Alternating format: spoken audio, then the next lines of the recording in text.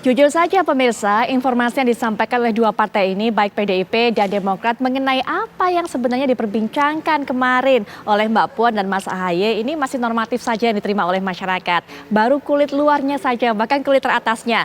Mereka memang baru menyampaikan, bahkan juga perwakilan dari dua partai selalu menyampaikan bahwa apa yang diperbincangkan ini bukanlah soal politik praktis. Ini hanya masalah memperbaiki hubungan, mencairkan suasana antara dua partai dan juga bersama-sama berkomitmen untuk bisa menjaga pemilu 2024 bisa berjalan aman dan damai. Tapi benar nggak sih pertemuan selama 1 jam hanya membicarakan mengenai masalah itu saja?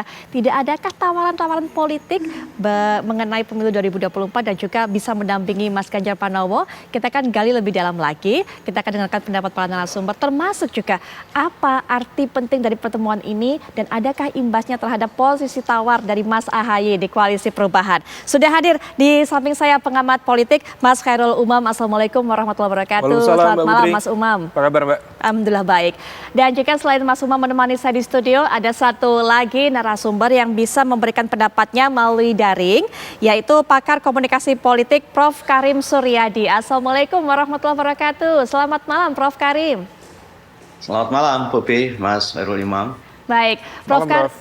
Karim mungkin kita ingin sekali dengar terlebih dahulu bagaimana analisanya. Apakah pertemuan semalam ini artinya ada dua. Apakah kemudian menjadi pengakuan bagi Demokrat bahwa Demokrat yang diakui adalah Demokrat versinya Mas Ahaye dan bagaimana pengaruhnya terhadap posisi tawar Mas Ahaye di Koalisi Perubahan, Prof. Karim? Ya, itu yang pertama benar gitu ya. Tapi bisa juga bermakna bahwa itu merupakan tambahan godaan bagi AHY gitu ya, selain digoda oleh kubunya Muldoko juga digoda oleh PDIP. Jadi saya sering melukiskan pertemuan ini menjadi poin bagi PDIP, kemudian temptation atau godaan bagi AHY, sekaligus juga challenge atau bahkan mungkin pressure bagi Anies Baswedan. Itu yang pertama. Yang kedua, saya tidak melihat potensi yang terlalu jauh gitu dari pertemuan kemarin karena kalau dalam sepak bola ini baru ya position football gitu ya. Permainan bola antar pemain di daerah pertahanannya sendiri-sendiri. Mengapa begitu? Karena masing-masing menyadari bahwa kedua kubu memiliki pandangan politik yang berbeda, memiliki posisi yang berbeda. Lihat dari sejarah misalnya bukan hanya konflik yang disebut-sebut di antara mereka, tetapi juga dalam 4 kali pemilu langsung belum pernah kedua partai ini bertemu. Mengapa begitu? Karena meskipun wacana klasik ya kalau kita gunakan, tapi sering disebut oleh politisi di tanah air bahwa Demokrat dan PDIP itu berasal dari kutub yang sama, kutub nasionalis. Saya katakan ini sebenarnya kan tipologi klasik ya dari Herbert Fay, tapi itu sering digunakan. Oleh karena itu maka kedepannya seperti apa sulit ditebak gitu ya. Tetapi yang pasti apapun bisa terjadi dalam politik selama komunikasi itu dimulai. Dan saya yakin sebagai politisi mereka tidak mungkin melangkah sebelum yakin benar bahwa ada langkah kedua, ketiga, keempat. Sebab mesin politik kan mengajarkan begitu, maka jangan Anda melangkah sebelum Anda yakin langkah kedua, ketiga, itu yang pertama.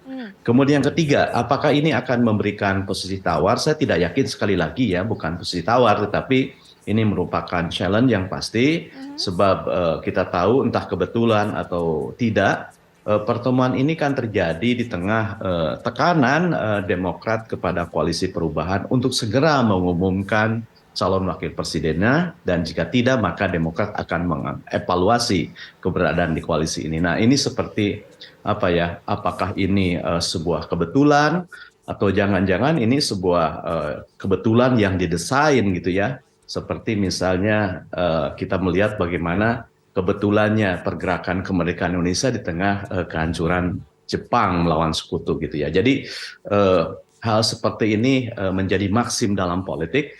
Ada kebetulan politik yang memang kebetulan, tetapi ada kebetulan politik yang memang berhadapan dengan situasi yang menguntungkan, dan itu disebut sebagai momentum begitu. Baik, ini menjadi momentum. Mas Umam punya pandangan tersendiri. Apa dampak dari pertemuan ini terhadap Demokrat kalau kita lihat? Iya, secara kalkulasi memang pertemuan ini Mbak Putri memberikan nilai tawar yang lebih kepada Demokrat, terutama ketika menghadapi satu situasi yang masih uncertain, terutama terkait dengan konteks PK yang masih ada di Mahkamah Agung. Ya. Artinya bahwa kemudian pertemuan antara Puan dan AHY ketika kemudian itu terjadi, artinya apa? The ruling party sedang memberikan legitimasi bahwa yang diakui oleh partai penguasa adalah Partai Demokrat yang dipimpin oleh AHY. Adapun kemudian yang lain sebenarnya yang patut diapresiasi oleh semua pihak bahwa ini kemudian menjadi sebuah momentum politik rekonsiliasi itu.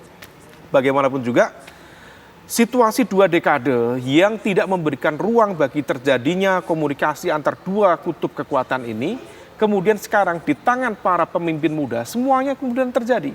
Sesuatu yang dibayangkan tidak mungkin terjadi, semua terjadi. Ya. Artinya yang dilakukan Mbak Puan, yang dilakukan Mas AHY mempertegas bahwa politics is all about possibilities, dan itu ternyata terbukti.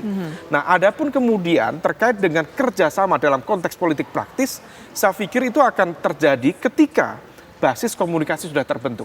Nah, saya sendiri juga melihat tidak ada satu proses sampai pada konteks negosiasi politik praktis dalam pertemuan ini, tetapi bahwa pertemuan ini bisa menjadi sebuah embrio bagi terjadinya kerjasama politik yang jauh lebih strategis pada momentum yang akan datang. Tetapi ada satu hal lagi yang harus kita baca, Mbak Putri.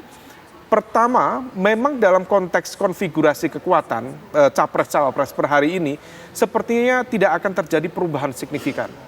Karena bagaimanapun juga Demokrat sudah berada di koalisi perubahan, dan kemudian kutub dari PDIP sudah mendeklarasikan Pak Ganjar. Relatif sudah memiliki gap di sana. Tetapi harus diingat, kalau misal 3 capres-cawapres, Pak Ganjar, Pak Prabowo, Pak Anies yang maju nanti di Pilpres 2024, besar kemungkinan akan terjadi 2 putaran.